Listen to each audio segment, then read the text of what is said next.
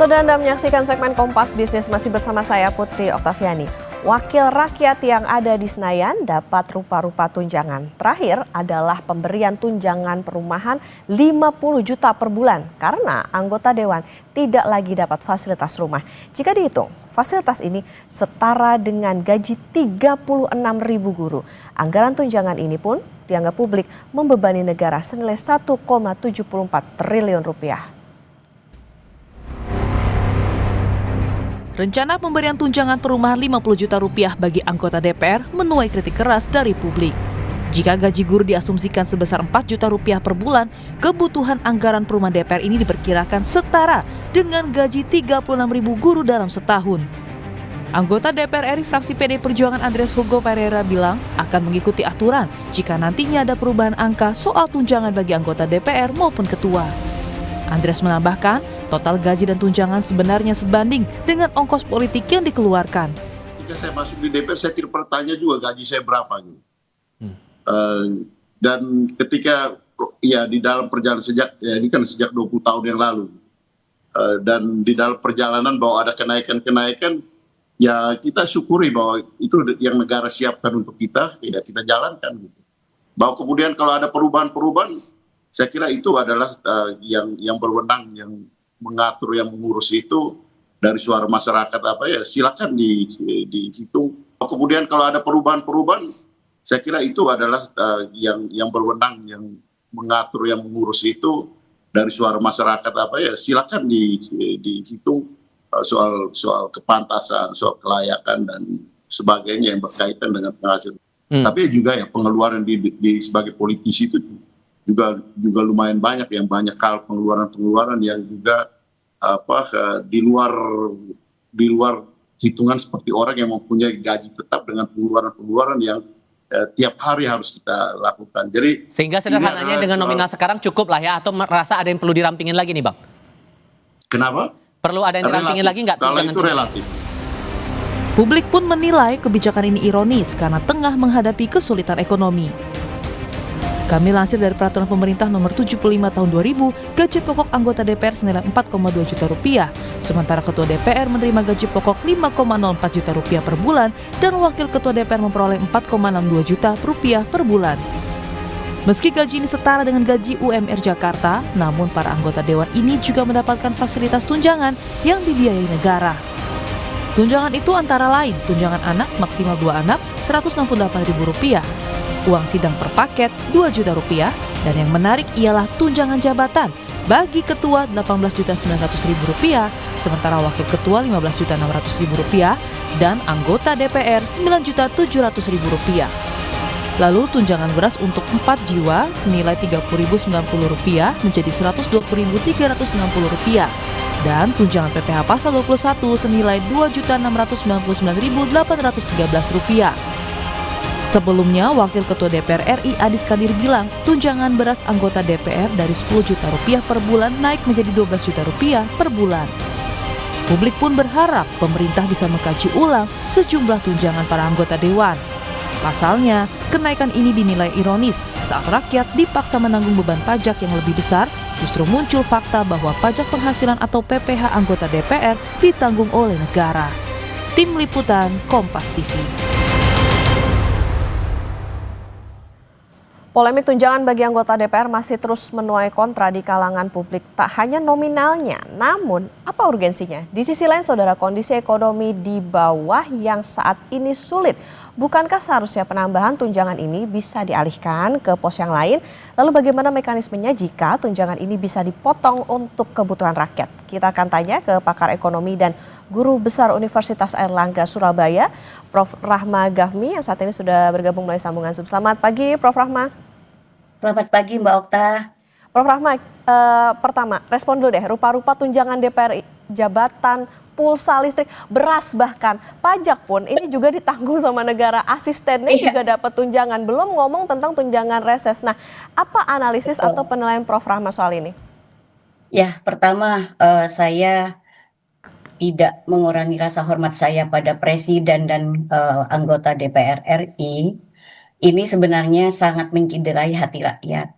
Kenapa di kondisi masyarakat ini mengalami tekanan-tekanan ekonomi, ini rasa sensitivitas nggak ada. Jadi tidak ada sensitif sama sekali, rasa empati tidak ada sama sekali, Mbak Okta. Kenapa? Karena saya lihat sebenarnya ini urgensi ini nggak ada sama sekali untuk bagaimana kita melihat anggota dewan ini sebenarnya sudah cukup ya memperoleh suatu gaji dan tunjangan-tunjangan yang tadi Mbak Okta sudah sebutkan, mulai dari gaji pokoknya, tunjangan jabatan, ada tunjangan komunikasi intensif, ada juga tunjangan kehormatan, ada tunjangan perumahan, pokoknya dan lain-lain, sampai beras, sampai pajak pun juga dikasih oleh negara gitu. Kurang enak apa gitu. Kalau saya total semua Mbak Okta itu sudah hampir 100 juta. Kalau nominalnya pastinya itu 96.784.000 per bulan. Nah, tambahan tunjangan yang diumumkan Pak Presiden kemarin itu Mbak Okta, kalau kita lihat 3 juta per hari kali 30 per bulan berarti kan 90 juta. Jadi total gaji dan tunjangan setelah tambahan ini nanti akan anggota dewan itu masing-masingnya itu akan terima 186.784.000 per orang per bulan. Nah, sedangkan kita melihat dari total APBN ya, secara spesifik saya membuat suatu acuan di tahun 2024 Mbak Okta, bahwa APBN sebelumnya kita memiliki total APBN cuman 2.774,4 triliun. Nah, kalau kita asumsikan total anggaran untuk DPR RI ini sekitar 130,2 triliun per tahun, artinya 186.784.000 kalikan 580 total anggota dewan dikalikan dengan 12 bulan. Artinya persentase untuk DPR RI saja di sini hampir 5%, yaitu memakan 4,69% di APBN. Nah, memang berdasarkan informasi juga yang saya terima juga itu Mbak Okta, ada juga masa reses yang dibiayai oleh negara. Nah, kita lihat dalam masa reses ini setiap anggota dewan itu dalam 1 tahun itu bisa reses 4 kali Mbak Okta. Artinya 1 kali reses itu kalau acuannya tahun 2024 350 juta, jadi 14 kali 350 juta itu sama dengan 4,9 miliar gitu ya. Jadi per orangnya seperti itu setiap tahun. Jadi kalau kita kalikan lagi Mbak, 4,9 miliar dikalikan 580, maka setiap tahunnya itu mengeluarkan 2.842 miliar per tahun. Kalikan 5 tahun. Artinya di sini 14.210 miliar untuk reses.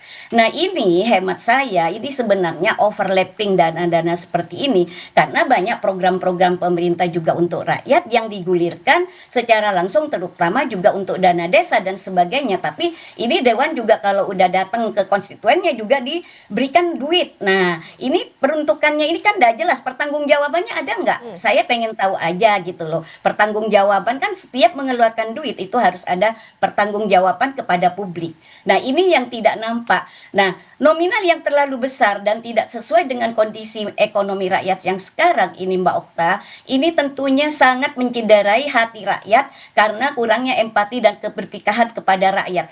Kalau mengatakan bahwa itu wajar buat anggota dewan kata bekerja keras yang seperti apa, saya ingin tahu gitu loh. Nah, ini yang saya lihat bahwa kalau 186 juta sampai hampir 200 juta itu kan sudah melebihi gajinya CEO Freeport sana Mbak ya. Jadi ini yang saya komentari di sini. Sementara Mbak di sisi lain anggaran pendidikan itu dipapras sampai 44,2% untuk saat ini. Jadi dari 757,8 miliar sudah hampir 335 triliun dipotong untuk program makan bergizi gratis. Nah, kalau ini memang harus dipotong, kenapa kok anggota dewan ini malah terus dikasih? Katanya untuk rakyat. Ya. Nah, bagaimana dana pendidikan ini dipotong ketika sudah seharusnya ini diperuntukkan untuk anak-anak yang sekolah dasar SMP sampai SMA itu dipotong. Nah, bagaimana ruang gerak untuk anggaran pendidikan berarti kan semakin sempit. Apakah ini tujuannya untuk mencerdaskan anak bangsa seperti itu? Padahal indikator kesejahteraan itu pendidikan itu sangat penting, kesehatan sangat penting, purchasing power parity sangat penting seperti itu. Prof. Rahma. Nah, Di satu Ya. sisi gini Prof. Rahma, apakah rupa-rupa tunjangan DPR ini jadi bisa dikatakan ini beban APBN yang turun-temurun diwariskan? Karena sebetulnya kan ini bukan hal baru. Tapi di satu sisi nih Prof. Rahma, no offense ya, bahwa Wakil Ketua DPR Adis Kadir bilang kenaikan tunjangan buat anggota DPR ini justru karena Menkyu-nya iba sama legislator. Tanggapan Anda? Yang mau diibahin apa Mbak? Seharusnya ibanya sama rakyat, bukan sama legislator. Itu kan hanya karena ingin program-program pemerintah disetujui aja. Jadi artinya pencitraan, pendekatan diri, PDKT sama anggota dewan. Karena memang yang berhak menggedok anggaran itu adalah anggota dewan. Kan seperti itu. Bukan untuk rakyat. Kenapa harus empati pada anggota dewan? Lucu kan kalau kita ngomong sangat apa istilahnya harus memperhatikan anggota dewan terus seperti itu. Sementara Mbak, kerja yang jungkir balik dan sebagainya tidak diapresiasi oleh pemerintah. Kan ini sudah bertolak belakang dengan amanat undang-undang pasal 31 seperti itu Mbak Okta.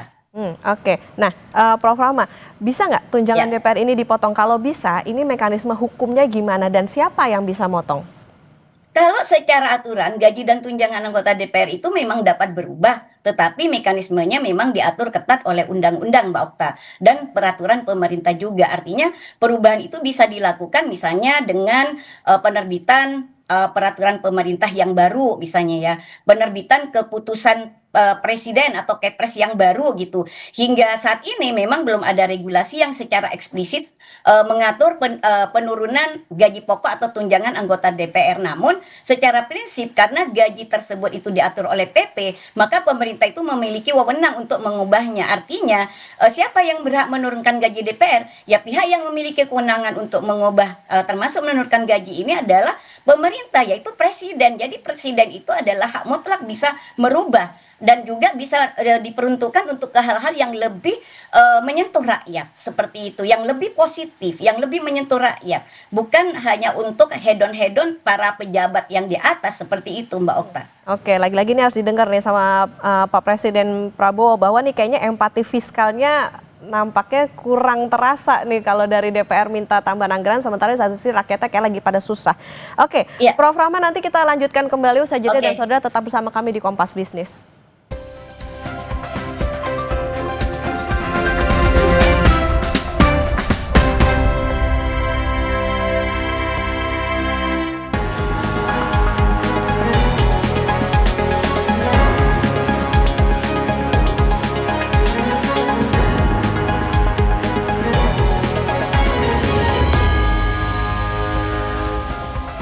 Kompas Bisnis kembali hadir untuk Anda saudara dan kita akan melanjutkan perbincangan bersama dengan pakar ekonomi dan guru besar Universitas Airlangga Surabaya Prof. Rahma Gafni. Prof. Rahma, kita lanjutkan kembali. Prof, ini bukan hal baru juga tapi bikin iri publik nih yang ngerasa dikit-dikit kena pajak. Gaji DPR bebas pajak karena ditanggung sama negara. Sebetulnya gimana sih idealnya pungutan pajak bagi anggota dewan yang dipilih oleh suara rakyat? Tidak ada perbedaan sebagai warga negara, Mbak Okta. Jadi seluruh warga negara itu harus taat pajak dan wajib hukumnya untuk juga membayar pajak anggota dewan ini. Jadi nggak ada pilih kasih. Karena apapun, semua itu yang namanya PPh, ya PPN, itu memang untuk penerimaan negara, kan juga dikembalikan untuk rakyat seperti itu. Nah kalau ini ada pilih kasih artinya ini bukan warga negara yang baik. Katanya warga negara yang baik itu harus membayar pajak, kan seperti itu. Nah, implikasinya itu banyak kalau misalnya dari penghasilan-penghasilan seperti itu untuk juga kebutuhan-kebutuhan masyarakat yang mendesak seperti itu. Misalnya juga bisa sebagai suatu bantuan-bantuan kepada bantuan sosial kepada masyarakat yang saat ini sudah ekonominya dalam kondisi yang mengenaskan seperti itu, Mbak Okta. Nah, namun di sini kalau pemerintah itu membiarkan anggota dewan itu tidak dipungut pajak, artinya di sini sudah melanggar dari hukum yang ada. Nah, inilah kenapa saya selalu tidak yakin bahwa hukum di Indonesia itu bisa adil terhadap pada semua warga negara seluruh Indonesia. Jadi tidak ada tebang pilih seharusnya. Kalau memang kita mau menerapkan taat pajak ya seluruhnya tidak ada suatu pilih kasih kecuali memang masyarakat miskin seperti itu. Yang kedua, Mbak Okta, kalau kita melihat anggaran-anggaran ini di mana kalau pemerintah itu sudah menjelaskan bahwa adanya efisiensi dari atas ke bawah itu harusnya efisiensi, Mbak. bukan hanya di bawah saja yang melakukan efisiensi, tapi marilah pejabat juga memberikan contoh kepada masyarakat, kepada rakyat untuk juga efisiensi. Bukan di atas berfoya-foya, rakyatnya suruh ngenes di bawah. Apa itu yang namanya tujuan untuk kesejahteraan? Apa itu yang dikeluarkan bahwa untuk masyarakat supaya bisa bahagia dan makmur, adil makmur dan sejahtera seperti itu. Enggak seperti itu. Jadi kalau memang kita menerapkan efisiensi ya konsisten dari atas sampai bawah, itu terutama adalah pemimpin itu memberikan contoh kepada masyarakat bagaimana dia juga menunjukkan ada rasa empati, ada rasa. Artinya saat ini kita dalam kondisi kurang menguntungkan ekonomi global yang berdampak pada ekonomi nasional, ya seluruh komponen bangsa juga harus efisiensi. Bukan seperti itu. Itu namanya apa? Menciderai hati rakyat. Artinya kalau di bawah memang ditekan, di pressure banget gitu. Kalau di atas foya-foya, tetap aja menikmati kebahagiaan, tetap aja menikmati euforia yang dia dapatkan dari fasilitas negara seperti itu. Iya, oke, Prof. Nah, tadi ngomongin soal adil, gimana sih harusnya postur tunjangan dan gaji pokoknya DPR? Karena ujung-ujungnya kan kayaknya jadi dibanding-bandingin nih dengan gaji PNS, terutama guru. Di sisi lain, ongkos politiknya juga mahal. Ada juga nih kemarin Prof viral anggota DPR ngeluh rumahnya jauh, jalan macet ke Senayan. Gini Mbak, demokrasi ini sebenarnya menurut saya itu agak cacat gitu loh. Kenapa? Kalau kita mau mengatakan bahwa ongkos politik mahal, ya seharusnya nggak perlu pakai money politik ketika ada pemilihan. Nah itu kan karena dia jor-joran mau mengeluarkan uang untuk money politik gitu ya, rakyat supaya memilih, ya dia mengeluarkan uang bermiliar-miliar, akhirnya apa? Setelah jadi dia harus mengembalikan lagi modal itu. Tapi dari hasil uang negara yang dia harus ambil seperti itu. Dari APBN yang harus ambil seperti itu dengan cara-cara yang halus seperti itu. Itu yang sangat tidak rasional menurut saya dan tidak logik seperti itu. Akhirnya sampai kapanpun kita di Indonesia itu mau merdeka 80 tahun, 100 tahun sampai kiamat pun kita akan tetap terkungkung dalam lingkaran setan yang seperti ini, Mbak Okta.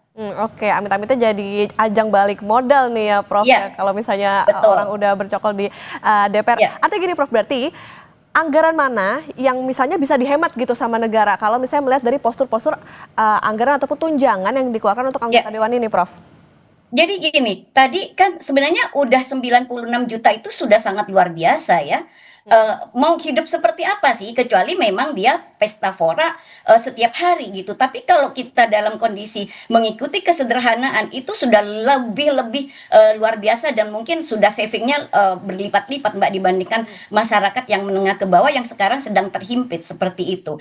Nah, tunjangan perumahan tadi yang diberikan Pak Presiden ini tiap hari 3 juta itu bisa Mbak dialihkan ke postur yang lain. Terutama tadi saya selalu menyoroti pendidikan jangan dikepres sampai 44,2% dong gitu loh. Yang kedua dana transfer ke daerah juga sekarang dipotong 50 triliun. Nah daerah mau bangun apa sekarang? Nggak bisa kan? Daerah untuk membangun infrastruktur aja untuk membenahi infrastruktur atau pemeliharaan infrastruktur yang notabene di situ adalah padat karya itu sudah nggak bisa Mbak. Akhirnya apa? Ini tidak akan ada penyerapan kerja baru nanti karena yang lama juga sudah nggak ada apalagi yang baru sehingga nanti masyarakat semakin terhimpit dan daya beli masyarakat semakin anjlok. Nah kalau daya beli masyarakat semakin anjlok saya khawatir aja Mbak nanti akan rame turun ke jalan masyarakat beramai-ramai nuntut pada pemerintah, publik semakin tidak percaya pada pemerintah. Amit-amit saya tidak ingin karena saya mencintai negara kita ini adalah yang aman. Jadi marilah kita pemerintah ini sangat wise gitu, bijak gitu. Dalam kondisi yang seperti sekarang kalau kita mengajak efisiensi ya seluruhnya efisien. Dari mulai pejabat yang tertinggi sampai yang terbawah. Berikan contoh kepada rakyat bahwa kita benar-benar kondisi global seperti sekarang, mari kita bagaimana kondisi pertumbuhan ekonomi kita ini yang sekarang turun, yang kemarin laporan BPS itu 5,12%, saya nggak percaya itu Mbak, karena purchasing manager index kita 3 bulan berturut-turut di angka di bawah 50. Pertumbuhan kredit kita tidak sampai 8%. Lah kok bisa pertumbuhan ekonomi lewat dari 5,12% seperti itu sampai mencapai seperti itu. Nah, angka dari mana itu? Marilah kita ajari masyarakat secara jujur, ajari masyarakat yang benar-benar mengkondisikan dengan kondisi yang sekarang real ada yang kita hadapi. Jangan di atas berfoya-foya, di bawah ditekan terus dan masyarakat ngomongnya untuk masyarakat. Program-program kerja pemerintah yang katanya untuk masyarakat itu belum jalan, Mbak Okta. Belum real yang bisa ada suatu multiplier efek kepada masyarakat, belum ada. Jadi belum ada dampak sama sekali. Nah, malah justru sekarang yang ada itu tertutup sekarang dengan kondisi-kondisi yang seperti itu. Oke, di situasi efisiensi nampaknya yang mendang-mending nggak cuma rakyatnya aja, harusnya pemerintahnya juga mendang-mending nih buat taruh ke prioritas yang mana. Hitungan Prof. Gafmi, berani nggak yang punya wewenang motong tunjangan pajak DPR ini? Atau motong tunjangan-tunjangan DPR? Kalau pajak wajib, saya bilang wajib dikenain. Kalau tunjangan itu yang memang tidak pada urgensi untuk kepentingan apa istilahnya kesejahteraan DPR yang memang sudah sejahtera sebenarnya, itu bisa dialihkan ke hal-hal yang lebih positif yang mengena langsung kepada masyarakat miskin seperti itu. Nah, ini saya juga menghimbau, ini adalah moral suasion kepada para anggota dewan yang terhormat. Marilah kita berempati kepada rakyatnya. Katanya Anda wakil rakyat. Tapi saya tidak merasa diwakili oleh Anda semua yang ada di DPR RI. Ini rakyat sekarang sudah merasa dicederai oleh tindakan-tindakan Anda semua. Apalagi kemarin, mohon maaf, ini wamennya juga wamen tenaga kerja udah di OTT oleh KPK dan sebagainya. Dan itulah good governance, artinya institusional kita ini memang bobrok, Mbak Okta. Jadi kita harus membenahi dari secara institusional, artinya suprastruktur kita harus dibenahi. Nomor satu itu. Kalau itu tidak bisa dibenahi, jangan harap Indonesia itu bisa baik sampai kapanpun. Oke, ini tentu yang jadi pertanyaan adalah urgensinya apa? Harus tahu juga nih masyarakat, jangan sampai jadi modal ajang balik modal, dan juga harus bisa melihat meskipun juga tadi kalau kata pimpinan DPR kan ini katanya karena Menkyu-nya Iba nih, jangan sampai cuma berpegang pada itu, tapi harus ada empatinya juga ke masyarakat yang di situasi saat ini tentu semuanya sedang dalam hati sedang berjuang juga. Tentu anggota DPR harus bisa memberikan contoh yang baik juga untuk masyarakat. Terima kasih pakar ekonomi dan guru besar Universitas Airlangga Surabaya, Prof. Rahma Gafmi, sudah bersama di Kompas Bisnis. Sehat selalu, Prof. Amin, terima kasih Mbak Okta. Ya, saudara.